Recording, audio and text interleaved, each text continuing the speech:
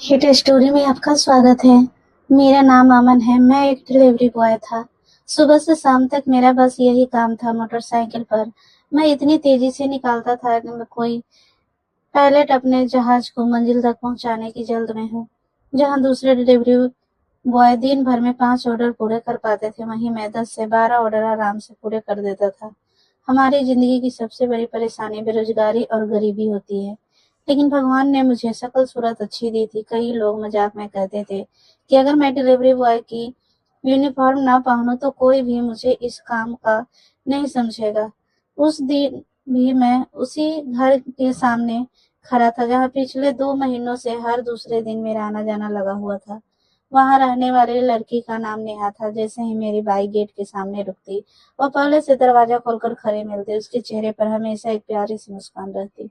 मैं सामान उसे देता, वह मुस्कुराकर पैसे देती और धन्यवाद कहती। धीरे धीरे हमारी 2-4 बातें भी होने लगी। एक दिन उसने मेरा नंबर ले लिया। उसने कहा, हर बार नया डिलीवरी बॉय आता है, मेरे घर का रास्ता समझ नहीं पाता, कभी दाएं मुड़ जाता है कभी बाएं। तुम यहीं आस-पास रहते हो इसलिए मैं तुम्हें ही बुला लिया करूंगी। फिर मुस्कुराकर बोली, तुम्हारी मेहनत के 50 रुपए अलग से दूंगी। मैंने झेपते हुए हामी भर दी, क्योंकि उसका घर मेरे इलाके में ही था और मुझे भी सुविधा हो जाती थी।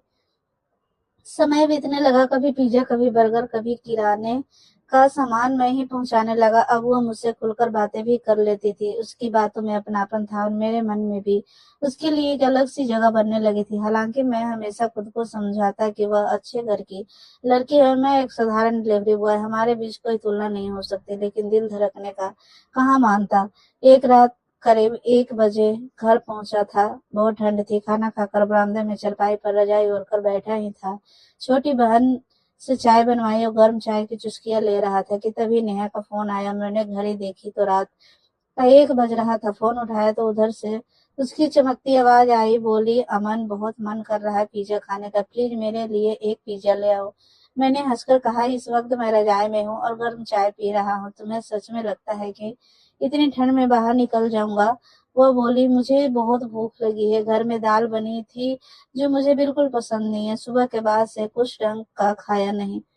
प्लीज मना मत करना। मैंने मजाक में कहा, 1 लाख रुपए दोगी तभी आऊंगा। वह खिलखिलाकर हंस पड़ी। बोली, अच्छा 200 ले लेना। फिर बोली 300, फिर 500। आखिर मैंने मुस्कुराकर कहा, अच्छा ठीक है, आता हूँ। उसने खुश होकर कहा, थैंक यू अमन। मैंने जैकेट पहनी, बाइक उठाई और निकल पड़ा। रास्ते भर सोचता रहा कि आखिर वह हर बार मेरे आने से पहले तैयार होकर क्यों खड़ी रहती है। क्या वह सिर्फ इंसान, या फिर मुझे लेकर उसके मन में कुछ अलग है। लेकिन अगले ही पल खुद को समझा देता कि शायद मैं बेवजह ज्यादा सोच रहा हूँ। मेरा घर बहुत साधारण था। पिताजी की छोटी सी मिठाई की दुकान थी। माँ घर संभालती थी। 3 बहनें थी और घर में सिर्फ 2 कमरे। एक में माँ पापा रहते थे और दूसरे में मेरी बहनें। मेरे हिस्से में बरामदा आया था जहाँ मेरी चारपाई लगी रहती थी। माँ ने कमेटी डालकर मेरे लिए एक पुरानी बाइक खरीदी थी और उसी से मेरी रोजी चलती थी। मैं चाहता था कि किसी तरह जिंदगी बदल जाए, शायद इसलिए मैं हर ऑर्डर पूरी मेहनत से करता था। पिज्जा लेकर जब मैं नेहा के घर पहुंचा तो काफी देर तक दरवाजा नहीं खुला। मैंने बेल दोबारा बजाई। कुछ ही पल बाद दरवाजा खुला तो सामने एक उम्रदराज आदमी खड़ा था। उसके पीछे नेहा घबराई हुई दिख रही थी। उस आदमी ने सख्त आवाज में पूछा, कौन हो तुम? मैंने कहा, जी डिलीवरी बॉय हूँ, पिज्जा लेकर आया हूँ। उन्हें भौरे चढ़ा कर कहा, मैंने कोई पिज्जा नहीं मंगवाया। मैंने एक नजर नेहा की तरफ देखा। वह धीरे से इशारे में मना कर रही थी कि उसका नाम ना लो। मैंने झट से कहा, शायद एड्रेस में गलती हो गई है, सामने वाले घर से भी पूछ चुका हूँ, वहां से मुझे यहाँ भेज दिया गया है। वह आदमी बोला, यह ऑर्डर हमारा नहीं है, जाओ यहाँ से। मैं विनती करते हुए कहा, अंकल, अगर आप यह पिज्जा रख ले तो मेरे पैसे बच जाएंगे। शायद किसी ने मजाक किया है। वह कुछ पल मुझे देखता रहा, फिर बोला, कितने कहा? मैंने कीमत बताई तो उसने पैसे दे दिए और पिज्जा लेकर अंदर चला गया। मैं राहत की सांस लेकर लौटने वाला था कि तभी अंदर से उसकी ऊंची आवाज सुनाई दी। वह नेहा से कह रहा था, शुक्र करो यह लड़का किसी और का ऑर्डर लेकर आया था। अगर मुझे पता चला कि तुमने रात को पिज्जा मंगवाया है तो मुझे बिल्कुल अच्छा नहीं लगता। आजकल मैं देख रहा हूँ कि तुम्हारे बाहर के ऑर्डर कुछ ज्यादा ही बढ़ गए हैं। तुम घर की बहू हो, घर की मर्यादा का ध्यान रखा करो। जरूरत से ज्यादा किसी अजनबी से घुलना मिलना ठीक नहीं होता। अगर दोबारा ऐसा हुआ तो मैं रोहित को लंदन से बुला लूंगा और तुम्हारे मायके वाले से भी बात करूंगा। यह सुनते ही मेरे कदम वहीं रुक गए। मुझे पहली बार पता चला कि नेहा शादीशुदा है। मेरे मन में जैसे किसी ने भारी पत्थर रख दिया हो। मैं चुपचाप वहां से लौट आया। अगले दिन उसका फोन आया। उसने कहा, कल रात मेरी बात छिपाने के लिए शुक्रिया। मैंने सीधा पूछा, क्या तुम शादीशुदा हो? उसने धीमी आवाज में कहा, हाँ, लेकिन मेरी जिंदगी उतनी आसान नहीं जितनी बाहर से दिखती है। मेरे पति लंदन में नौकरी करते हैं, महीनों घर नहीं आते। यहाँ मैं अपने सास ससुर के साथ रहती हूँ। घर का हर फैसला वही करते हैं। मेरे पास अपने खर्च के लिए भी पैसे नहीं होते। मैं बच्चों को ट्यूशन पढ़ाकर थोड़ा बहुत जमा कर लेती हूँ ताकि अपनी छोटी छोटी जरूरतें पूरी कर सकूं। उसकी आवाज में उदासी साफ महसूस हो रही थी। मैंने कहा, जब भी तुम्हारी किसी चीज की जरूरत हो मुझे बता देना, लेकिन ध्यान रखना कि मैं तभी आऊंगा जब घर में सब ठीक हो। उसने कुछ पल चुप रहकर कहा, पता नहीं मैंने तुमसे यह सब क्यों कह दिया। शायद इसलिए क्योंकि तुमने कभी मेरा मजाक नहीं उड़ाया। उनकी बातें मेरे दिल को छू गई। उस दिन के बाद हमारी बातों का सिलसिला पहले से थोड़ा ज्यादा बढ़ गया था। जब भी नेहा घर में अकेली होती या किसी बात से लेकर परेशान होती तो मुझे कॉल कर लेती। मैं भी उसकी बातें सुनकर उसे हिम्मत देता। धीरे धीरे मुझे लगने लगा कि मैं उसकी चिंता जरूरत से ज्यादा करने लगा हूँ। एक रात करीब 12 बजे उसका घबराया हुआ फोन आया। उसने कहा, अमन घर पे कोई नहीं है, मम्मी जी और पापा जी गांव गए हैं। मुझे अकेले बहुत डर लग रहा है, अगर हो सके तो थोड़ी देर के लिए आ जाओ। मैंने पहले मना किया और कहा कि तुम्हारे घर आना ठीक नहीं होगा। अगर कोई अचानक वापस आ गया तो लोग गलत मतलब निकालेंगे। लेकिन उसकी आवाज इतनी डरी हुई थी। आखिर में उसे उदास देने के लिए उसे दिलासा देने के लिए वहां पहुंच गया। वह पहले से ही दरवाजे पर खड़ी मेरा इंतजार कर रही थी। मुझे देखते ही उसके चेहरे पर थोड़ी राहत दिखाई दी। उसने मुझे अंदर आने को कहा। मैं झिझक रहा था, लेकिन सिर्फ उसका डर कम करने के इरादे से अंदर चला गया। उसने मुझे ड्राइंग रूम में बैठाया और पानी लेकर आई। मैंने कहा, मुझे ज्यादा देर नहीं रुकना चाहिए। तुम अभी दरवाजे और खिड़कियां अच्छी तरह बंद करो, आराम से सो जाओ। मैं सिर्फ यह देखने आया था कि तुम ठीक हो। तभी बाहर तेज बारिश शुरू हो गई। कुछ ही मिनटों में मौसम इतना खराब हो गया कि बाहर निकलना मुश्किल होने लगा। बिजली की तेज गड़गड़ाहट ने नेहा फिर घबरा गई। उसने कहा, प्लीज थोड़ी देर रुक जाओ, बारिश रुक जाएगी तब चले जाना।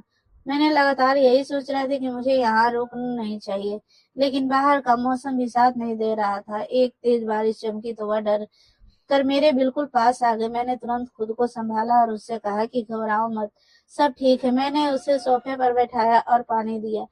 कुछ देर बाद हम दोनों चुप बैठे रहे। उस रात भावना और हालात में हम दोनों की समझ के कमजोर कर दिया था। हमसे एक बड़ी गलती हो गई जिसका एहसास होते ही दोनों पूरी तरह टूट गए। कुछ देर बाद नेहा की आंखों में आंसू थे और मेरे मन में गहरा पछतावा। उसने कांपती आवाज में कहा, अमन, यह नहीं होना चाहिए था। मैंने सिर्फ तुम्हें इसलिए बुलाया था क्योंकि मुझे डर लग रहा था। मैंने सिर झुका लिया और कहा, मुझसे बहुत बड़ी भूल हो गई, मुझे यहाँ आना ही नहीं चाहिए था। उसने कहा, अब जो हो गया सो हो गया, उससे बदला नहीं जा सकता, लेकिन उसका बोझ शायद पूरी तरह जिंदगी रहेगा। मैं वहीं से भारी मन लेकर अपने घर लौट आया। रास्ते भर मेरे मन में यही चलता रहा कि अगर उस समय मैं थोड़ा और समझदारी से काम लेता तो शायद यह दिन कभी नहीं आता। घर पहुंच तो माँ ने पूछा, रात कहाँ थे? मैंने बहाना बना दिया कि बारिश की वजह से दोस्त के घर रुक गया था। माँ ने कहा, कम से कम एक फोन तो कर देते। पूरी रात हम सब परेशान रहे। मैं बिना कुछ बोले अपने बिस्तर पर लेट गया, लेकिन नींद मेरी आंखों में बहुत दूर तक नहीं थी। अगले कई दिन तक मैंने खुद नेहा से बात नहीं की। मुझे शर्मिंदगी महसूस हो रही थी। फिर एक दिन उसका फोन आया। उसने धीमी आवाज में कहा, पता नहीं क्यों लेकिन मैं तुमसे बात किए बिना नहीं रह पाती हूँ। मैंने उसे समझाया कि हमें उस रात की गलती को दोहराना नहीं चाहिए। उसने कहा, मैं भी जानती हूँ, लेकिन अब दिल और दिमाग की लड़ाई शुरू हो गई थी। मैंने फिर कहा, नेहा, तुम शादीशुदा हो, हमें अपनी सीमाएं समझनी होगी। उसने जवाब दिया, शायद तुम सही कह रहे हो, लेकिन मेरी जिंदगी की तन्हाई ने मुझे बहुत कमजोर कर दिया है। उसके बाद भी हमारा बातचीत बंद नहीं हुआ। मैं कई बार उसे सिर्फ हिम्मत देने के लिए मिलता, लेकिन धीरे धीरे हम दोनों फिर भावनाओं के बहाव में आने लगे। हर मुकाबला हर मुलाकात के बाद मेरे अपने अपराध बढ़ता हुआ जा रहा था। मुझे महसूस होने लगा था कि रास्ता आखिरकार हम दोनों को मुश्किल में डाल देगा। मैं कई बार उसको दूरी बनाने की कोशिश करता, लेकिन फिर उसका एक फोन मुझे वापस उसी जगह खड़ा कर देता। कुछ दिनों तक सब सामान्य दिखाई देता, लेकिन मेरे भीतर बेचैनी लगातार बढ़ती जा रही थी। मैं चाहता था कि नेहा से दूरी बना लूं, लेकिन हर बार उसका ख्याल मुझे फिर उसी रास्ते पर खड़ा कर देता। एक दिन अचानक उसका फोन आना बंद हो गया। मैं कई बार कॉल किए, लेकिन उसका कोई जवाब नहीं। मैंने संदेश भी भेजा, मगर हर बार सन्नाटा ही मिला। मेरे मन में तरह तरह के सवाल उठने लगे। कहीं घर वाले को हमारे बारे में शक तो नहीं हो गया, कहीं वो बड़ी परेशानी में तो नहीं है। कई रातों मैंने बिना ठीक से सोए गुजार दिया। आखिरकार एक दिन मुझसे नहीं कहा। मैंने सोचा कम से कम एक बार जाकर उसकी खैरियत पूछ लूं। मैंने बहाना बनाया, एक पिज्जा लेकर उसके घर पहुंच गया। दरवाजा नेहा नहीं खोला। मुझे सामने देखकर वह घबरा गई। धीमी आवाज में बोली, अमन तुम यहाँ क्यों आए हो? मैंने कहा, कई दिनों से तुम्हारी कोई खबर नहीं मिली, इसलिए चिंता हो रही थी। उसने इधर उधर देखा और बोली, अभी यहाँ रुकना ठीक नहीं है, घर में सब लोग मौजूद है, तुम वापस चले जाओ। लेकिन उसमें मेरा दिल मेरी बात सुनने को तैयार नहीं था। मैं उससे सिर्फ 2 मिनट बात करना चाहता था। उसने मजबूरी में मुझे अंदर आने दिया और जल्दी से अपने कमरे की तरफ ले गई, ताकि उसकी नजर ना पड़े किसी पे। कमरे में पहुंचते ही उसने कहा, तुम्हें यहाँ नहीं आना चाहिए था। मैंने कहा, तुम्हें अचानक बात करना क्यों बंद कर दिया? उसने जवाब दिया, क्योंकि मुझे लगने लगा कि हम दोनों बहुत बड़ी गलती कर रहे हैं। अगर किसी को पता चल गया तो सब कुछ बर्बाद हो जाएगा। मैंने कहा, मैंने सिर्फ इतना जानना चाहता था कि तुम ठीक हो। उसने कहा, मैं ठीक हूँ, लेकिन अब हमें अपने फैसलों की कीमत समझनी होगी। हम दोनों की बातचीत अभी चल रही थी कि अचानक बाहर किसी की आने की आवाज सुनाई दी। नेहा का चेहरा एकदम सफेद पड़ गया। उसने खिड़की से बाहर देखा और घबराकर बोली, लगता है रोहित आ गए हैं। मेरे पैरों तले जमीन खिसक गई। उसने जल्दी से कहा, तुम पर्दे के पीछे छिप जाओ, मौका मिलते ही मैं तुम्हें बाहर निकाल दूंगी। मैं चुपचाप कमरे के कोने में खड़ा हो गया। कुछ ही पल बाद दरवाजा खुला और एक युवक मुस्कुराते हुए अंदर आया। उसने कहा, नेहा मेरा सरप्राइज कैसा लगा? मैं आज बिना बताए आ गया। उसकी आवाज सुनकर मुझे समझ आ गया कि यही उसका पति रोहित है। नेहा ने खुद सामान्य दिखाने की कोशिश की और मुस्कुराकर उसका स्वागत किया। रोहित ने पूछा, मम्मी पापा कहाँ? उसने जवाब दिया कि वे कुछ काम से बाहर गए हैं। रोहित ने कहा, अच्छा है, आज हम आराम से बैठकर बातें करेंगे। मैं पर्दे के पीछे खड़ा होकर हर शब्द सुन रहा था। मेरे मन में पछतावा और बेचैनी दोनों बढ़ते जा रहे थे। कुछ देर बाद रोहित दूसरे कमरे में चला गया। मौका मिलते ही नेहा मेरे पास आई और बोली, अमन अब एक पल भी मत रुको, पिछला दरवाजा खुला है, वहीं से निकल जाओ। मैंने उससे कहा, अपना ध्यान रखना और किसी मुसीबत में मत पड़ना। उसने सिर्फ इतना कहा, अभी यहाँ से चले जाओ। मैं बिना कोई आवाज किए पीछे के रास्ते से बाहर निकल आया। उस दिन पहली बार मुझे महसूस हुआ कि मैं जिस रास्ते पर चल पड़ा हूँ इसका अंत सिर्फ परेशानी ही है। इसके बाद नेहा ने मुझसे लगभग सारी बातचीत करना बंद कर दी। उसने शायद तय कर लिया था कि अब वह अपनी जिंदगी संभालना चाहती है, लेकिन मैं खुद को समझ नहीं पा रहा था। मैं उसे लगातार संदेश भेजता जा रहा था, कभी जवाब नहीं आया। मेरे मन में बेचैनी बढ़ती गई और मैं काम पर भी ठीक से ध्यान नहीं दे पा रहा था। मेरे लिए अब पीछे लौटना आसान नहीं था। मैंने कई बार खुद को समझाया कि मुझे अपनी जिंदगी पर ध्यान देना चाहिए, लेकिन दिल हर बार नेहा की तरफ खिंच जाता। एक दिन मैंने सोचा कि आखिरी बार उससे मिलकर सारी बातें साफ कर दूंगा और फिर हमेशा के लिए उससे दूर हो जाऊंगा। मैं उसके घर पहुंचा तो उसने दरवाजा खोला। मुझे देखते ही परेशान हो गई। उसने कहा, अमन तुम्हें यहाँ नहीं आना चाहिए था। मैंने कहा, बस 2 मिनट बात करनी है, फिर मैं कभी तुम्हारे सामने नहीं आऊंगा। उसने मुझे जल्दी से अंदर बुलाया ताकि बाहर खड़े होकर कोई हमें देख न ले। वह लगातार यही कह रही थी कि सब खत्म हो चुका है और हमें अपनी जिंदगी में लौट जाना चाहिए। मैं भी यही चाहता था, लेकिन मन की उलझन मुझे शांत नहीं रहने दे रही थी। तभी अचानक कमरे का दरवाजा खुल गया। सामने उसके ससुर खड़े थे। कुछ ही क्षणों में घर का माहौल बदल गया। उन्होंने मुझे देखकर जोर से आवाज लगाई। शोर सुनकर घर के दूसरे लोग भी वहां आ गए। किसी को मेरी बात सुनने की फुर्सत नहीं थी। सबने यही मान लिया कि मैं गलत इरादे से घर में घुस आया हूँ। मैंने बहुत समझाने की कोशिश की, फिर सिर्फ बात करने आया था, लेकिन किसी ने मेरी बात पर भरोसा नहीं किया। थोड़ी ही देर में रोहित भी वहां पहुंच गया। उसने गुस्से से मुझे सवाल किया। मैंने सच बताने की कोशिश की, लेकिन हालात मेरे खिलाफ जा चुके थे। सबसे बड़ा झटका तब लगा, नेहा ने भी डर और बदलाव में मुझसे किसी भी तरह के रिश्ते से इनकार कर दिया। उसने कहा कि यह लड़का मुझे परेशान कर रहा था, कई दिनों से मेरे पीछे पड़ा हुआ था। उसकी बात सुनकर मेरे पैरों तले जमीन खिसक गई। मैं बार बार कहता रहा कि सच्चाई कुछ और है, लेकिन उस समय मेरी आवाज सुनने वाला कोई नहीं था। मामला पुलिस तक पहुंच गया, जांच हुई और परिस्थिति ऐसी बन गई कि मुझे भी अपनी गलतियों की कीमत चुकानी पड़ी। जेल की सलाखों के पीछे बैठकर मैंने पहली बार अपनी पूरी जिंदगी को पीछे मुड़कर देखा। मुझे एहसास हुआ कि अगर मैंने शुरुआत में ही यही फैसला लिया होता, तो शायद आज यह दिन कभी नहीं देखना पड़ता। मेरे बुढ़े माँ-बाप पुलिस थाने और अदालतों के चक्कर लगाते रहे। उन्होंने अपनी जमा पूंजी मेरे मामले में लगा दिया। जब भी उनसे मिलने का समय मिलता और मैं उन्हें देखता तो कुछ नजरें नहीं मिला पाता था।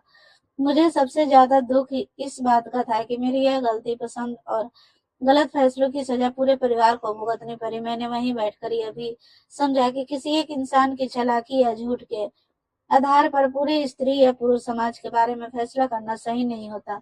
दुनिया में अच्छे और बुरे दोनों तरह के लोग होते हैं। उस घटना में मेरी भी बड़ी गलती थी, क्योंकि मुझे शुरुआत में ही सीमाओं का सम्मान करना चाहिए था। अगर किसी का रिश्ता पहले से है तो उससे दूरी बनाए रखना ही समझदारी है। भावनाओं में बहकर लिया गया एक फैसला कई जिंदगियों बदल सकता है। आज जब मैं अपनी कहानी सुनाता हूँ तो किसी को दोष देने के लिए बल्कि नहीं, लोगों को सावधान करने के लिए सुनाता हूँ। अगर कभी आपकी जिंदगी में भी ऐसा कोई मौका आ जाए, दिल और सही गलत की लड़ाई हो, तो हमेशा सही रास्ता चुनिए। कुछ पल की भावनाओं खत्म हो जाती है, लेकिन उनके नतीजे कई साल तक इंसान का पीछा नहीं छोड़ते। यही मेरी जिंदगी का सबसे बड़ा सबक है। अगर मेरी कहानी से किसी एक इंसान को भी सही समय पर सही फैसला लेने का प्रेरणा मिल जाए, तो मुझे लगेगा कि मेरी गलती से निकला यह सबक बेकार नहीं गया। दोस्तों, अगर कहानी आपको पसंद आई हो तो इसे अपने दोस्तों के साथ शेयर करें और आपकी हमारी कहानी कैसी लगी कमेंट में जरूर बताएं। धन्यवाद दोस्तों। कहानी अच्छी लगी हो तो लाइक करें और सब्सक्राइब करें। धन्यवाद।